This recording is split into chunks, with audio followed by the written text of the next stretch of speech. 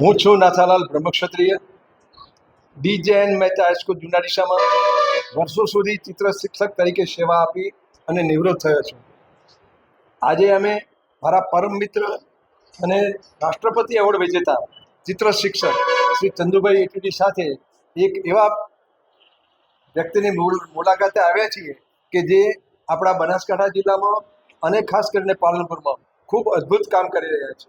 એ પુસ્તક પરબ ચલાવી રહ્યા છીએ અને એની નોંધ અનેક પેપરમાં લેવાય છે. એ વાંચીને અમે આજે આપણી મુલાકાત આવ્યા છીએ. મેહુલભાઈ, તમે જે પુસ્તકો બાળકો પાસેથી લો છો અને જેને જરૂરિયાતમંદને આપો છો, એવી પ્રેરણા આપને કેવી રીતે મળી એ અમે જાણવા માગીશું. મેહુલભાઈ, સૌ પ્રથમ તો કે આપનો લોકોનો આભાર. અને મારું નામ મેહુલ છે, હું પાલનપુરથી છું. હું પોતે એક નેશનલ સાયકલિસ્ટ રહી ચૂકેલો છું અને ઘણા સમયથી આ પ્રવૃત્તિમાં જોડાયેલો હતો. પણ ધીમે ધીમે મને યાદ આવ્યું કે આ અત્યારના જમાનામાં પુસ્તકો બહુ મોંઘા મળતા હોય અને એ પ્રેરણા મને મારા બાળકોથી આવી કે એમને કોઈ વસ્તુ સ્કીપ નથી કરાવી મારી ભણવા માટે. તો પછી બહુ બુક્સ મોંઘી હોવાના કારણે પછી મેં કીધું આ પ્રોબ્લેમ જો મને હોઈ શકે તો બીજા પણ હોઈ શકતી હોય. તો એક કોન્સેપ્ટ મગજમાં ઉચ્ચાર્યો, કોઈ લોકો પાસેથી બુકો લેવાની અને મોટાભાગે લોકો બુક્સ 12 મહિના પછી પસ્તીમાં જતી હોય. એ બુક્સ પછી હું કલેક્ટ કરું અને એ બુક્સ પછી જરૂરતમંદ લોકોને પહોંચાડું, જેથી કરીને એ વધારેની 50-60% એને બુક કામ આવે. તો એ બુક મારા માટે એક બહુ સારું કાર્ય થયું એના માટે એવું ગણી શકું એમ.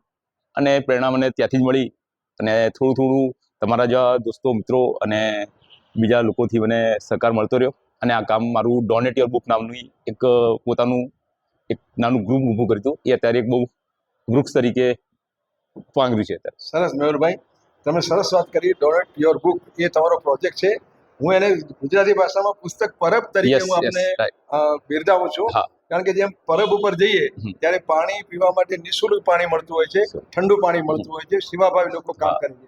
એમ તમે પણ એક સરસ મજાનું પુસ્તકો લાવો છો, કલેક્ટ કરો છો અને જેની પાસે લાવો છો એનું નામ તમે બોલો છો, એટલા માટે એને પ્રેરણા મળે કે હું ચલો મેં ડોનેશન કર્યું, બીજા કોઈ સાંભળે તો એને ડોનેશન કરવાની ઈચ્છા થાય. અને બીજી વાત આપણી મને બહુ ગમી કે આપ જેને પણ આપો છો એનું નામ લેતા નથી, એટલા માટે જેની જરૂરિયાતમંદ છે એને સંકોચ ના થાય. એટલે આપની આ જે ઉદારતા છે, આપનો જે સમજ છે એને હું બિરદાવું છું.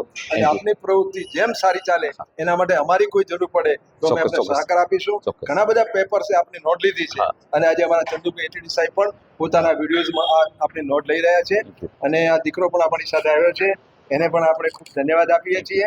હા દીકરા, ખૂબ ભણજે અને જરૂર પડે તો પુસ્તકો પપ્પાની જેમ લાવે છે એમ કોઈ જે કંઈ વાત કરશો તો બીજા દિવસ પુસ્તકો મળશે. પુસ્તક પરબ અત્યારે ખૂબ જરૂર છે. બહુ મોંઘું શિક્ષણ થઈ ગયું છે, ફીઝ મોંઘી છે, પુસ્તકો મોંઘા છે, નોટબુક મૂકી છે. આ જમાનામાં સામાન્ય પરિસ્થિતિના લોકોને ભણવામાં તકલીફ પડે છે. એની તમે સંવેદનાઓ સમજી શક્યા છો અને એને તમે જ્યારે આ રીતે એક સરસ મજાનું કામ કરી રહ્યા છો, આપને ખૂબ ખૂબ અભિનંદન આપીએ છીએ. ચંદુભાઈ એટીડી ડીસાથી આવ્યા છે અને એમને કોઈક મારા મિત્રને મળવા જવું છે, એક ઉમદા કામ છે. એના માટે અમે બંને આપને ખૂબ ધન્યવાદ આપીએ છીએ. આભાર સાહેબ.